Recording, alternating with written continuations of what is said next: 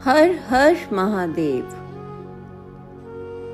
वट सावित्री व्रत। जैसा कि इस व्रत के नाम और कथा से ही ज्ञात होता है कि यह पर्व हर परिस्थिति में अपने जीवन साथी का साथ देने का संदेश देता है।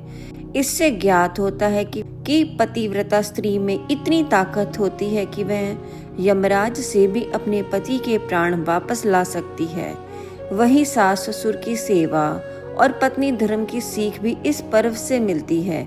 मान्यता है कि इस दिन सौभाग्यवती स्त्रियां अपने पति की लंबी आयु, स्वास्थ्य और उन्नति और संतान प्राप्ति के लिए व्रत रखती हैं। वट सावित्री व्रत कथा। वट सावित्री व्रत की यह कथा सत्यवान और सावित्री के नाम से उत्तर भारत में विशेष रूप से प्रचलित है। कथा के अनुसार एक समय की बात है कि मध्य देश में अश्वपति नाम के धर्मात्मा राजा का राज था। उनकी कोई भी संतान नहीं थी। राजा ने संतान हेतु यज्ञ करवाया।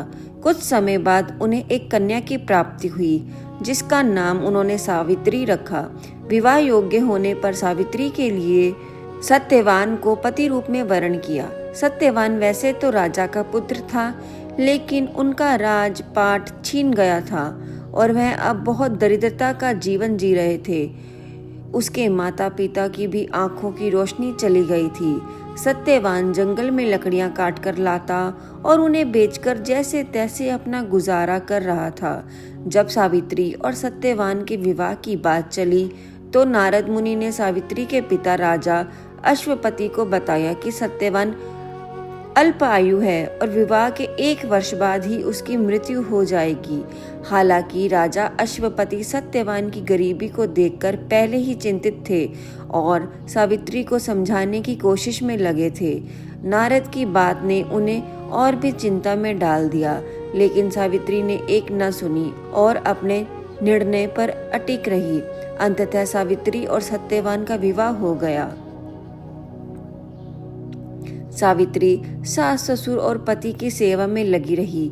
नारद मुनि ने सत्यवान की मृत्यु का जो भी दिन बताया था, उसी दिन सावित्री भी सत्यवान के साथ वन को चली गई।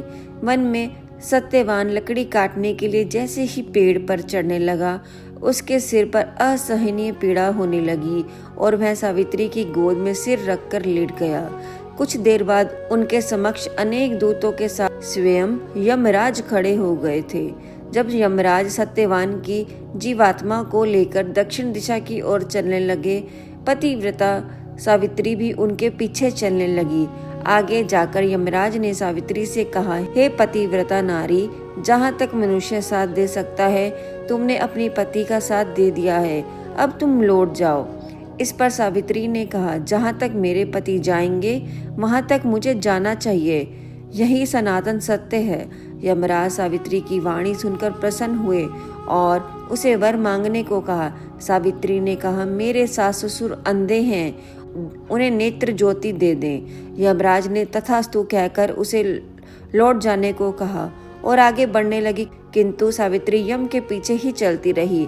यमराज ने प्रसन्न होकर पुनः वर मांगने को कहा।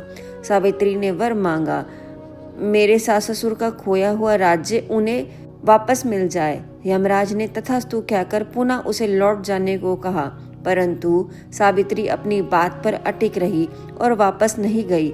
सावित्री की पति भक्ति देखकर यमराज पिघल गए और उन्होंने सावित्री से एक और वर मांगने को कहा।